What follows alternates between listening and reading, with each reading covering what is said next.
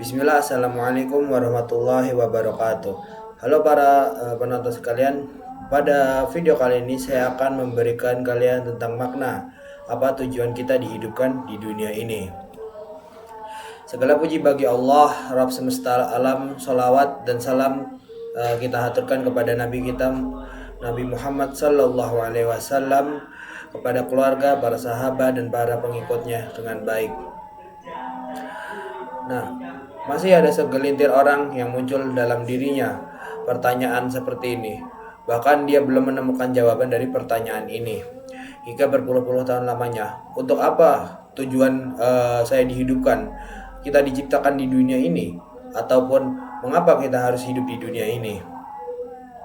Demikian pertanyaan yang selalu muncul dalam benaknya. Lalu sampai-sampai dia menanyakan pula, kenapa kita harus beribadah kepada Allah dan mengapa kita harus selalu taat kepada Allah, entah itu dari perintahnya ataupun aturan-aturannya. Sempat ada yang menanyakan beberapa pertanyaan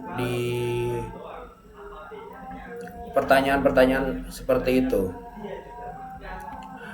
Nah, jadi di sini saya akan menjelaskan kepada kalian tentang tujuan kita sebagai manusia hidup di dunia ini.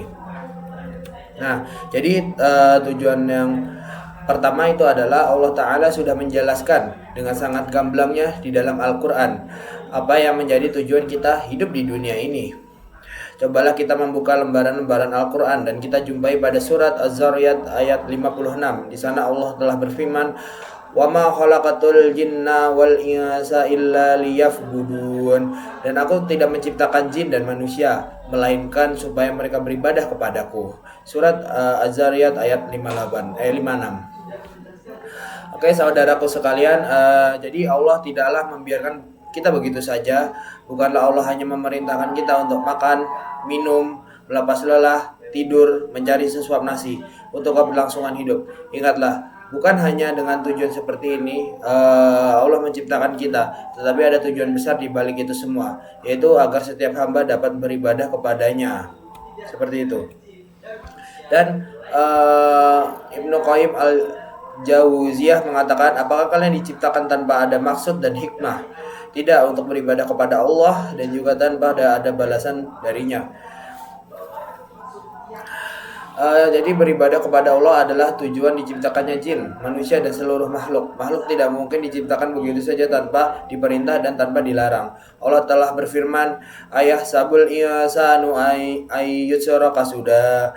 Apakah manusia mengira bahwa ia akan dibiarkan begitu saja tanpa pertanggungjawabannya? Surat Al-Qiyamah ayat 36. Nah, apakah berarti Allah itu kita dihidupkan di dunia ini untuk berarti Allah membutuhkan kita? Tentu tidak. Justru kita yang butuh beribadah kepada Allah. Saudaraku sekalian, setelah kita mengetahui tujuan hidup kita di dunia ini, perlu diketahui pula bahwa jika Allah memerintahkan kita untuk beribadah kepadanya, bukan berarti Allah butuh pada kita. Sesungguhnya Allah tidak menghendaki sedikit pun rezeki dari makhluknya, dan dia pula tidak menghendaki agar hamba memberi makan padanya. Allah lah yang maha pemberi rezeki. Perhatikan ayat selanjutnya. Kelanjutan surat Az-Zariyat ayat 56 di sana. Allah Ta'ala berfirman, "Ma uridu minhum mir rizqi wa ma urida ayyud'imun innallaha war-razzaqu dzul quwwatil matin." Aku tidak menghendaki rezeki sedikit pun dari makhluk, dan aku tidak menghendaki supaya mereka memberi makan padaku. Sesungguhnya Allah dialah maha pemberi rezeki yang mempunyai kekuatan lagi sangat kokoh. Jadi justru kita yang butuh pada Allah, justru kita yang butuh melakukan ibadah kepadanya.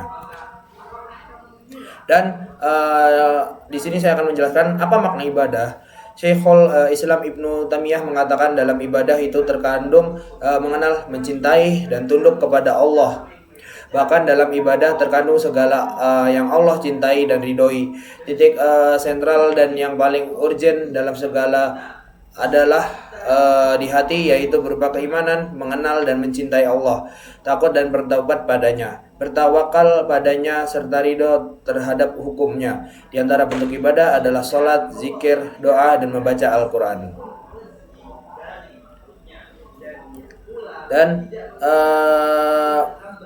mungkin itu saja yang bisa saya sampaikan ya tentang pengertian mengapa kita tujuan apa kita dihidupkan di dunia ini gitu, dan mengapa kita harus beribadah kepada Allah selama masa hidup kita dan harus menuruti aturan-aturan yang telah ditentukan oleh Allah. Oke, mungkin sekian yang bisa saya sampaikan kepada para penonton, dan saya mohon maaf jika saya ada salah kata atau ada salah penyebutan ayat-ayat Al-Quran. Mohon maaf sebesar-besarnya. Akhir kata dari saya, wassalamualaikum warahmatullahi wabarakatuh.